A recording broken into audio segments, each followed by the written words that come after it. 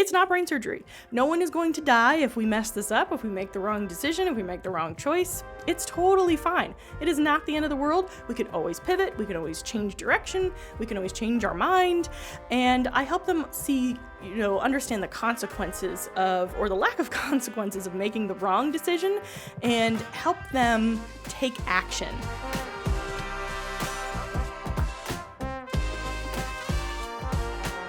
Welcome to the Process to Profit podcast, where I dig into the key strategies that build successful service-based businesses.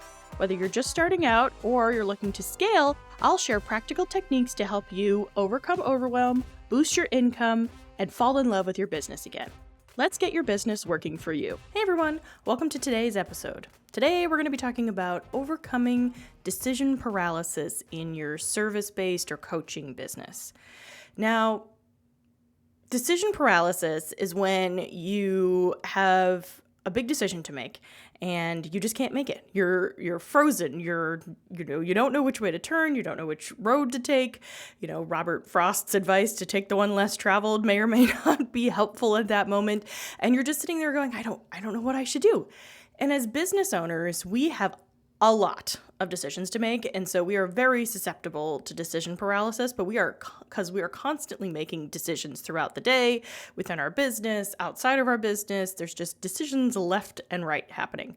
So when we're faced with a decision that we really are struggling to make, that is decision paralysis. And that can look like constantly second-guessing the choices that you've made, the inability to move forward, having too many choices to choose from, having to really think through what the decision is going to be and still not being able to come up with whatever the solution needs to be. And it can be really frustrating for business owners and, especially as a coach, because you are so good at helping your clients through making big decisions. But when it comes to yourself, it can be really challenging because you are so embedded, you are so in the weeds in your business, and you're so emotionally invested. Whereas with your clients, it's easier to take a step back, to have a more neutral view, and to be able to not make the decision for them, of course, but be able to guide them to make the decision that makes the most sense for them. But with your own business, it's a lot harder to sort of take that neutral step back. So we're going to talk through some ways that you can do that today in our episode. Some reasons that decision paralysis happen in your business are you just have too much information. As a coach and as a service provider, you know a lot about your industry, you know a lot about the people you serve, you know a lot about how the mind works, and probably a little bit of psychology, and or you've done a lot of research on the decision you have to make, and you have a lot of options between all of the different possibilities between the decisions that you could make. So it's really easy to get really overloaded with all of the information involved in making the decision. Even if it's just between A or B, there's still a lot of information surrounding both of those options and the potential outcomes for both of those options. So it can be really overwhelming when you have all of this information competing in your mind and you have to decide between all of these things that you're thinking through. It's also really common to have the fear of making the wrong decision. And I know when we coach our clients, we a lot of the times tell them that usually there's no wrong decision. It's just something you learn from, and you can always change your mind later and you can grow from it. But doing that in your own life and actually enacting it can be really intimidating and can be really challenging, especially if you don't have someone outside of your business helping you see these options, helping you see that this is not life or death. I like to tell my clients, this is not brain surgery. No one will die if we make the wrong decision here. We'll just learn something from it and we'll pivot. Insert the Friends pivot scene here. The irony is I've never seen Friends. Don't come at me. I've never seen it. But we tell our clients that, hey, this decision is not set in stone. You can always change your mind later once you learn more information.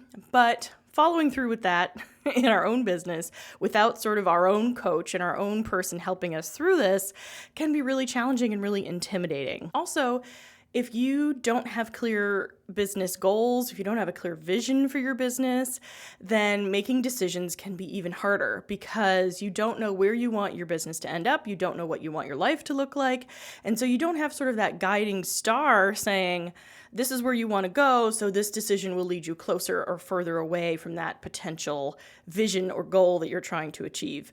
So without that overarching guidance of what you want your business to look like, then it's really hard to know which decision to make or which decision is the right one for you and your business and the future of your business. And finally, you might just be really overwhelmed because you're running this whole business. You're probably a solopreneur. You may have a VA or two, but really you're doing the majority of the work. And so you're so involved in the day-to-day of your business that it can be really hard to sort of take that step back and think of the bigger picture, think of the strategy around the decision that you're making. You just feel like you have to make a decision now and just rush through it, and you feel rushed and you feel like you don't have time to really consider all the options.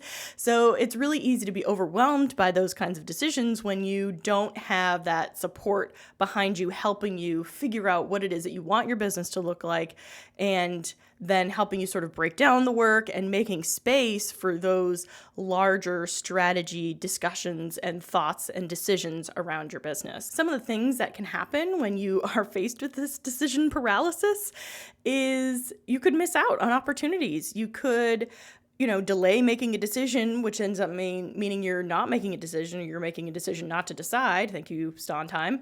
And you're then missing out on an opportunity because you waited so long to make a decision, and now the opportunity has passed and you've missed out on it. And it's really easy to just sort of miss things and miss opportunities for growth or opportunities for collaboration or, other opportunities within your business, maybe even clients, because you just couldn't make that big decision. It also is likely to increase your stress and your burnout because you're thinking about this decision. It's taking up a lot of mental space in your head. You're, having trouble sleeping perhaps. You're really stressed about it, depending on how big the decision is, or even small decisions. Sometimes those can be really stressful too. And you're really just overthinking it, or maybe not overthinking it, but thinking about it a lot.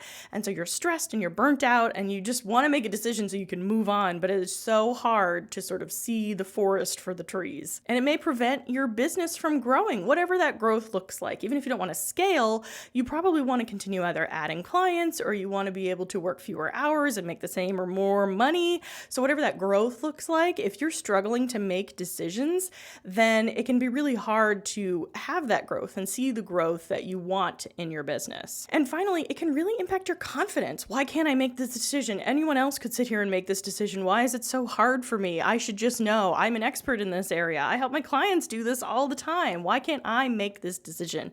And that can really eat away at your confidence and really feed into that imposter syndrome that we all fight from time to time. So let's talk about some strategies to overcome this decision paralysis.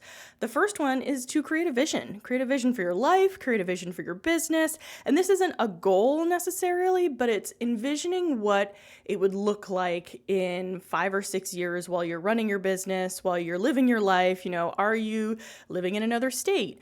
Are you running a big agency? Are you, only working 20 hours a week and your business is sort of running itself in the background? Are you making 6 figures? Are you working with a team? What does that look like for you? So creating that bigger vision, and this is the very first step that I work with my clients on. We sit down in our very first session and talk through what do they want their life and their business to look like, and how do those connect to each other? How do they influence each other?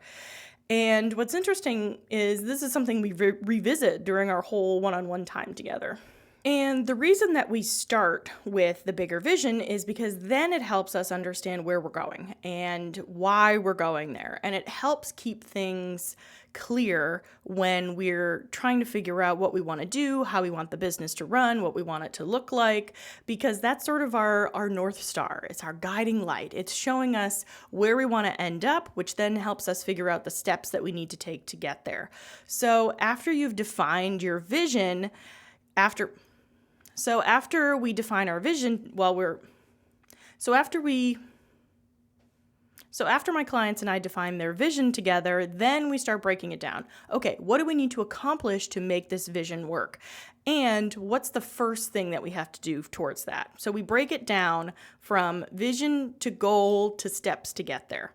And when you have this sort of roadmap, and I say that term loosely because it's not a step-by-step guide, even though I just said step, but it's not a set in stone thing. It's a based on what we know right now, this is where we think we need to go, but we're going to be flexible and adjust as we go on and as we learn things and as things shift. We're going to, adjust our plan and our roadmap as we go on.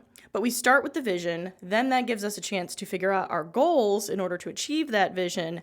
Then we figure out what the steps are and the habits are that we need to create to actually get there. And so once we figure out all of that, making decisions becomes a lot easier because now you can prioritize the work that you're looking at. You can understand sort of the outcome of each decision and if it's going to get you closer to your goal and your vision or not. After my client has defined their vision and their goals, what I then do is teach them decision-making frameworks. And there are a ton of them out there, so you just have to try a bunch to see which one works best for how your mind works. But we go through things like the Eisenhower matrix, we go through things like the Moscow method, we go through, even just a simple pro-con list, and I help them figure out which framework kind of works best for them. And it might be a different framework for each different scenario, or there might be one that they really like and they want to stick to. However your brain works, however my clients' brains work, is how we kind of help them make decisions. And it also helps to have someone to talk it through. I am a neutral third party. I am invested in your success, and I'm here to help you make the best decisions in your business possible. So by working together, you have that sounding board to talk through these ideas with, as opposed to just using the framework and then not understanding how to interpret it, or maybe not agreeing with the outcome of the framework. By working with me, we can actually talk through these decisions that you're struggling to make, and I can help you see things that you haven't maybe thought of, or another side of the coin, or other perspectives that can help inform your decisions better. And I will never make a decision for you. I may give advice, and I may because I step between the coach and the consultant role in my work with my clients, because I have a lot of experience with productivity and systems and process. But I also think that it's really important for my clients to make decisions for themselves. And so I may say, in my experience, XYZ has worked, but obviously you don't have to do that. You can, I will help you figure out whatever it is that you want to do. So having someone to talk through these decisions can really make a difference in how comfortable you feel making them. And then you can gain more confidence as you make more and more, as we work together more, you understand your business vision more, and you understand the outcomes of your decisions and how they impact your approach to your goals and your vision. The other thing we can do together is set decision deadlines. So we generally meet every other week. So if you're struggling with a decision, what I can help you do is say, okay, we've talked through all of the options. We've laid out our framework and all of the pros and cons, or whichever framework we ended up using. And now you have 2 weeks until our next session. So between now and our next session, you have to make a decision. And what that helps with doing is forcing your brain to make a decision. There's this great book by Daniel Pink called When: The Scientific Secrets of Perfect Timing. And I can't believe I just remembered that all off the top of my head. And it's all about how creating deadlines and time boxes really forces our brains to work harder and to actually take action and to move forward, as opposed to just sort of nebulously sitting out there. We just sort of never take action. We never really think about the things that we're supposed to take because it's just sort of vaguely in the future. But by setting a deadline and having the expectation of someone, knowing that we're going to talk about it next time, will force your brain to think through the decision and come to some sort of conclusion. The other thing I really help my clients do is embrace imperfect action. I know I talk about my brain surgery a lot, but I always like to remind my clients, it's not brain surgery. No one is going to die if we mess this up, if we make the wrong decision, if we make the wrong choice. It's totally fine. It is not the end of the world. We can always pivot. We can always change direction. We can always change our mind. And I help them see, understand the consequences or the lack of consequences of making the wrong decision, and help them take action. And I find that a lot of my clients and entrepreneurs in general have a bias towards action for some things and a lack of bias towards action towards others. So by having a coach in your corner, by having sort of a neutral third party, I can help you take action on all of the things.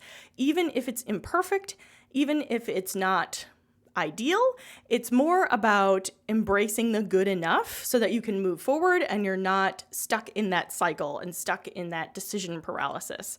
So I help my clients a lot with coming to a decision and moving forward and not getting stuck on that what if, or that overwhelm, or that just I just don't know what decision to make. So I help my clients. Another part that I help my clients with that really helps with decision fatigue and decision overwhelm and decision paralysis is creating standard operating procedures, or SOPs.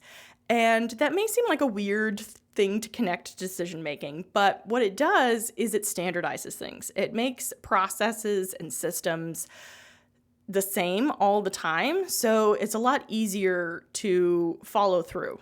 And it actually takes the decision away from you in a good way, because you've decided it once and now it will automatically replicate every single time, and you don't have to keep making those decisions.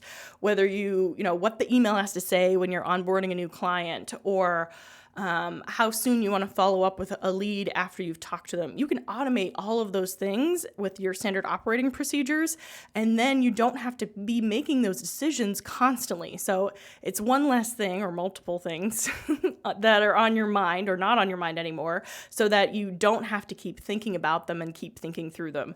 So a lot of what I work with my clients is figuring out what those processes are and those procedures are, and then helping them document it, helping them figure out which tools, which systems are involved in the processes, and making sure that they are following through with them and not falling off the wagon and continuing to make decisions and change the processes. We want to create processes, let them run for a while. Then you can always adjust them later, but you want to let them run for a while before you start making changes to them. Because the whole idea is that you want to take that decision-making off your plate, off your brain, so you're not thinking about it all the time. So that can really help with decision-making, because it takes a lot of those choices away, because you've made the decision once and now it's standardized and you don't have to think about it again, unless something happens and you want to change the process. So I've talked a lot about how I support my clients in their decision-making process and sort of reducing that overwhelm. And I think that it's so important for us as business owners to have a mentor or a coach to talk these things through, or even just a fellow business owner that you maybe meet with once a month, that you're sort of in a similar place, or maybe one of you is a little further ahead than the other, but just someone that you can bounce ideas off of, that they can help you see a different perspective maybe, that can help you kind of talk through these decisions that you're struggling with. And when you're working with a coach, we are, as you all probably know, because a lot of you are coaches, we are specifically trained to be neutral in those situations. We are trained to help you think those decisions through, help you see all the different options, and then help you come to a decision, not make the decision for you or guide you in a specific way, but help you understand that you have a lot of different options, help you see all those options, and then help you make the decision that's right for you. Now, I do switch my hats between coach and consultant, because I have a lot of experience with these systems and these processes, and I want my clients to benefit from that experience. I want them to be able to not make the mistakes that I have made or seen other clients make. And so I will oftentimes, sort of swap that hat, or stance, as I used to say in my coaching training. I will swap my stance or my hat as the decision warrants for what I think my client needs in that moment. Sometimes they need a coach and they just need someone to sort of bounce ideas off of. Sometimes they're just really stuck and they need a consultant to make suggestions. So I am uniquely positioned to help with both of those angles and those approaches, depending on what my client needs at that moment. And the way that I help my clients is through my one-on-one coaching program called Process to Profit. And yes, it has the same name as my podcast. I thought it would be easier. I think it might actually be harder, but Process to Profit is all about one-on-one support for your business, for productivity, for goal setting, for decision making, for all of those things that a lot of entrepreneurs get really overwhelmed with and just sort of don't know where to turn. There's a lot happening in your business. There's a lot of decisions that you're making every single day. And I help my clients through my 6-month program figure out where they want to go. What do they want their business to look like? And then what goals do we have to set in order to get there? And then based on those goals, what habits do we have to implement in order to get there? Because I'm a very firm believer in habits, not tasks. I shouldn't say not tasks. I'm a very firm believer in habits in addition to tasks, because when things become a habit, it's a lot easier to stick to them rather than just saying, having a task list. If you've ever read the book Atomic Habits by James Clear, he talks a lot about habits and habit forming. So that's a lot of what I help my clients figure out are what are those habits and those tasks, because we do both, do we have to implement in your business and in your life in order to reach that vision and to meet those goals that you've set for yourself. And I'm very much about customizing it to how you think and how you work. I am very tool agnostic. I do not believe that one tool fits all. I think that it's really important for my clients to be able to use a tool that works for them and not force you into this specific tool because I get an affiliate payout just because you used my link. No, I am very tool agnostic. My recent client, we went through and tested 4 different project management tools because the one that she thought she wanted didn't quite work the way she thought it was going to. And she was coming from pen and paper, so it was a big adjustment for her just to be using a tool in general. So it was really important that the tool worked the way she expected it to and the way that she needed it to and wanted it to. So we went through 4 different tools. We walked through them together in our coaching sessions. I helped her set them up so that she would understand how they worked and how she could put data in and what it would look like. We set up different views in each one so that she could understand how to do all that for herself. I walked her through it. She did it all on her own. I didn't do it for her so that she would learn. And she ended up settling on Asana, if you're wondering, because that was the one that worked the way her brain worked. But if we hadn't worked together to go through that, she would never have made a decision. She would have just said, well, I'll just use the Outlook checklist and it'll be fine. She wouldn't have known of all of the different options out there and that there were different ways of thinking. She probably would have just stuck with the first one that she tried because she was in it and she probably would have thought they all worked the same and she didn't even want to go through the effort to try to use a different one. So I'm glad that we were able to sit down, try out the different systems, put in data, walk through them, do some testing of them, and then finally settle on the one that really worked for her. So that is a lot of what we do in the Process to Profit program is we figure out what works for you, how your business works, how your brain works. Like I said, step a lot between the coaching and the consulting, stances to really give you what you need at that moment. So I hope all of these strategies discussed today for decision making really helped you. I hope that you won't get stuck in that decision paralysis again. But if you do find yourself stuck in decision paralysis, feel free to book your free Process to Profit strategy session. You can go to laurenglynn.com/profit. Totally free. We will sit down, talk about your business, figure out sort of where you want your business to go, what your plans are, what your goals are, and then you will walk away with a plan to achieve those goals, achieve that vision, and hopefully stop being stuck in decision paralysis because you'll know where you want your business to go. Again, laurenglynn.com/profit. I will put that in the description and in the show notes, and I really appreciate you listening today. Remember, the systems are the backbone of your success, and I will talk to you again soon. Bye.